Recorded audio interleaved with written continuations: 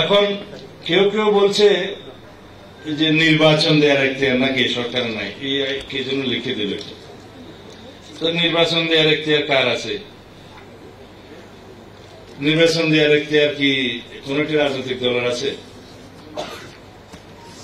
যে কোন আইনে নির্বাচন হবে, এখন আইন কোনটাতে নির্বাচন হবে সেটা তো জানা উচিত। আর কেউ বলছে এই সরকারের এই সংবিধানে নাকি কি পদ্ধতিতে নির্বাচন হবে সেটা বলা নাই। জামাত ইসলামের একজন বড় নেতা এই বক্তব্যটা দিয়েছেন, আমি এটা আমলে নিয়েছি। বলেছেন নির্বাচন হতে হবে সেটা বলা আছে, কিন্তু পিআর হবে না কোন পদ্ধতি হবে সেটা নাকি বলা নাই সংবিধানে। এতদিন আমার পাশে বসছিলেন, আমি মনে করছিলাম কিছু জ্ঞান অর্জন করেছে, তো আমি সেই জন্য বলতে চাই আপনারা কনস্টিটিউশন খুলে দেখেন আর্টিকেল 65 সাব ক্লজ 2, এখানে লেখা আছে একক আঞ্চলিক নির্বাচনী এলাকা হইতে প্রত্যক্ষ নির্বাচনের মাধ্যমে আইন অনুযায়ী নির্বাচিত 30 সদস্য সংসদ সদস্য লইয়া সংসদ গঠিত হইবে, জাতীয় সংসদ। আইন অনুযায়ী কি? সংবিধানকে অনুসরণ করে যে আইনগুলো প্রণীত হবে নির্বাচনের জন্য সেই আইন। একটা আইন হচ্ছে RPO, representation of people's order. এখন আরপিও অনুযায়ী নির্বাচন হবে। যারা জিজ্ঞেস করছে তাদের উদ্দেশ্যে বলতে চাই, আরপিও কিসের উপর ভিত্তিতে হয়েছে? সংবিধানের উপর ভিত্তিতে হয়েছে।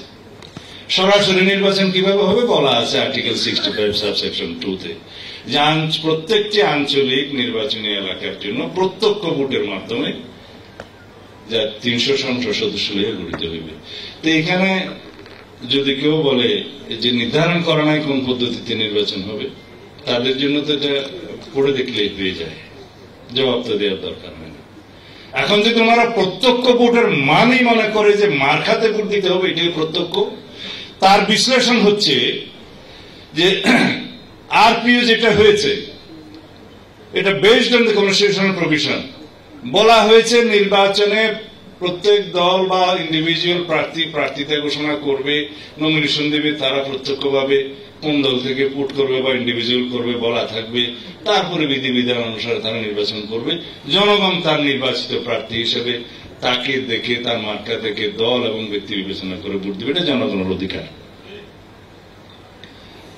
যদি পিআর এর কথা বলা থাকে তাহলে এখানে বলতে হবে যে স্বৈরতন্ত্রের অবসানের জন্য আমরা যে গণ অভ্যুত্থান করলাম সেটা কি পিআর এর মাধ্যমে আবার প্রতিষ্ঠিত হবে না? কিভাবে হবে আমি বলি। পিআর এর মধ্য দিয়ে মার্কাকে যদি ভোট দেওয়া হলো, সেই দল কাকে এমপি নির্বাচিত করবে জনগণ জানবে না। জানবে সেই দলের সুপ্রিম লিডার, প্রেসিডেন্ট, সেক্রেটারি অথবা মজলিসে শুরা। তারা কাকে এমপি নির্বাচিত করবেন জনগণ জানবে না। তাহলে স্বৈরতন্ত্রটা কে প্রতিষ্ঠিত করলো? পার্টির নেতা। এখানে একজন বক্তা বলেই গিয়েছেন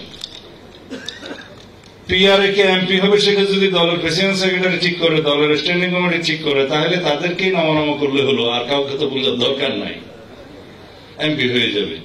জনগণ কোথায় এখানে? আমরা সরাসরি নির্বাচনের জন্য সেই 1970 থেকে যুদ্ধ করছি যে এক ব্যক্তি এক ভোট, পার হেড এক ভোট, যার মাধ্যমে বাংলাদেশ সৃষ্টি হলো। সেই ব্যবস্থাকে আমরা অস্বীকার করার জন্য আবার পিআর এর নামে স্বৈরতান্ত্রিক পদ্ধতি উদ্ভাবন করতেছি। এখানে দলীয় স্বৈরতন্ত্র প্রতিষ্ঠিত হবে এবং ব্যক্তি স্বৈরতন্ত্র আবার প্রতিষ্ঠিত হবে। তারা যেভাবে চাইবে, যাকে চাইবে সেই এমপি হবে। জনগণ যাকে চাইবে সেই এমপি হবে না। জনগণ শুধু ভোট দিতে পারবে না। আর যে সমস্ত দেশে পিআর আছে, বিভিন্ন উন্নত দেশেও আছে, সেখানে জনসংখ্যা অনেক কম। কোন কোন রাষ্ট্রে জনসংখ্যার বিবেচনা তো তারা পিআর কনসিডার করেছে। সুইডেন টুইডেন টাইপ কিছু কিছু দেশে সেই সমস্ত জায়গায় স্থানীয় সরকার ব্যবস্থা অত্যন্ত স্ট্রং, এবং স্থানীয় সরকারের উপরেই বলতে গেলে জনগণের সমস্ত দৈনন্দিন যেগুলো সার্ভিস আছে সবকিছু নির্ভর করে। সেখানে এমপিদের কাছে কখনোই অন্য কোনো বিষয়ে যাইতে হয় না, শুধু পার্লামেন্ট আইন প্রণয়ন করা ছাড়া। আমাদের দেশের স্থানীয় সরকার ব্যবস্থা সম্পর্কে আপনারা সবাই অভিহিত, যে চেয়ারম্যান, উপজেলা চেয়ারম্যান, ইউনিয়ন চেয়ারম্যান, পৌরসভা চেয়ারম্যান বা মেয়র, এখানে স্থানীয় সরকার ব্যবস্থা আমরা এখনো এত স্ট্রং করে গড়ে তুলতে পারিনি। কবে পারবো তাও জানি না। তো যেই দেশের আবহাওয়া অনুযায়ী জামা কাপড় পরতে হয়, যে দেশের খাদ্যাভ্যাস অনুযায়ী খাদ্য খেতে হয়, যে দেশের সমস্ত সামাজিক স্ট্রাকচার অনুসারে আমাদেরকে চলতে হয়, সেই দেশের সমস্ত কিছু বিবেচনায় তো আইনগুলো প্রণয়ন করতে হয়। আইন হবে লন্ডনের স্ট্যান্ডার্ড, আর মানুষ হলাম আমরা বাংলাদেশের সিটিজেন, তাহলে সেই আইন কি প্রয়োগ করা যাবে? সিঙ্গাপুরে কেউ বাস স্ট্যান্ডে দাঁড়িয়ে সিগারেট স্মোক করে না, করলেও নির্ধারিত জায়গায় গিয়ে তার অবশিষ্টাংশটা ফেলে, কারণ তার সেই সিভিক সেন্সটা হয়েছে, কারণ সে জানে $50 ফাইন হবে। আমাদের এখানে $1,00,000 ফাইন হলো, সে আইনটা তো কেউ মানবে না, কারণ সেই সিভিক সেন্সটা তো আসি নাই আমরা।